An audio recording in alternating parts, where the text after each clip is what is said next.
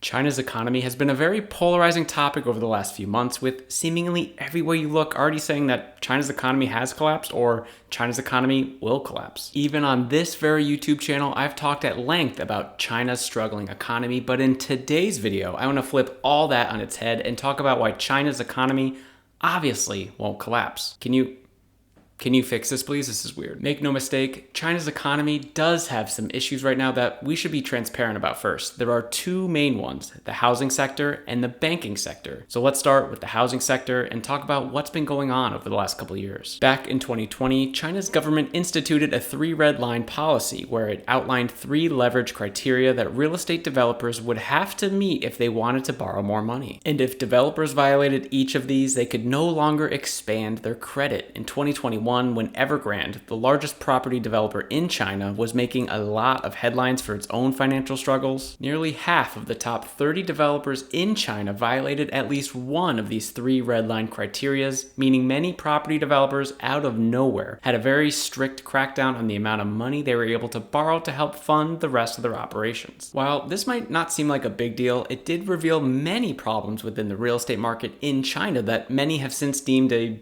borderline Ponzi scheme with how it was run. But this makes a lot more sense when you understand how Chinese real estate works, since it's very different from the rest of the world. The government actually owns all the land, and individuals like you and me cannot purchase land. Instead, individuals lease the land from the government. So when people are purchasing a property, they're either purchasing the lease to the property or the lease to the land that it's on. And over the last couple decades specifically, many property developers took on excessive leverage to expand their business. This was mostly fueled by very strong demand from Chinese citizens for property in China, because also, unlike many other countries, home ownership in China is actually very, very high. Roughly 90% of the population in China owns real estate to some extent, and a big reason for that is real estate ownership is seen as the main priority investment in the country of China. Many countries, like the United States, see the stock market as the primary way to invest and gain wealth. It's not really the case in China. Due to capital restrictions by the government,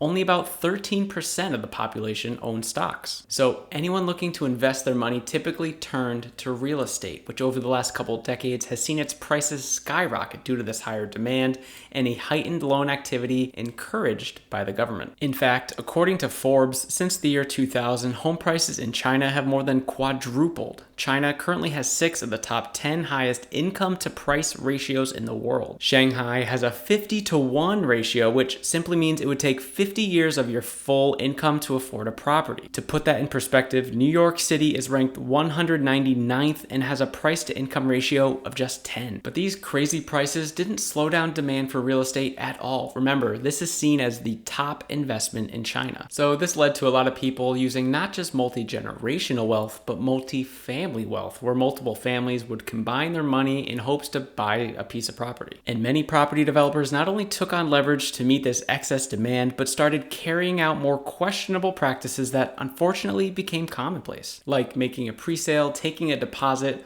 or taking full payments for a house that hasn't even been built yet, meaning that individuals were making mortgage payments on properties that were yet to be livable. But again, because these were seen as the top investments in China, that wasn't really a concern. In many circumstances, this led property developers to take pre-sale funds and use that money to help fund the building of older projects they'd already committed to. And I think we can all see where this is headed. So this strategy, I guess we'll call it, is why we saw a liquidity problem when the government introduced its 3 red lines, because all of a sudden these developers, which were already using new obligations to fund old obligations, lost a key source of their financing to also help fund their operations. Because of concerns around the solvency of the developers and the faith in their ability to actually complete these property developments, many people pulled back their purchasing. Through 9 months into 2023, property investment fell by 9.1%. New construction fell by 23.4%, and funds raised by property developers were down 13.5%. It's things like this that have led to these ominous pictures and videos of these apocalyptic ghost cities in China. The developers could turn to renting these places in the short term to help recoup some of their losses, but even that could be challenging. The second piece of the economy that we need to talk about is the banking sector. In April 2022, 3 regional banks in the Henan province froze depositors' funds unexpectedly unexpectedly, totaling upwards of $1.5 billion.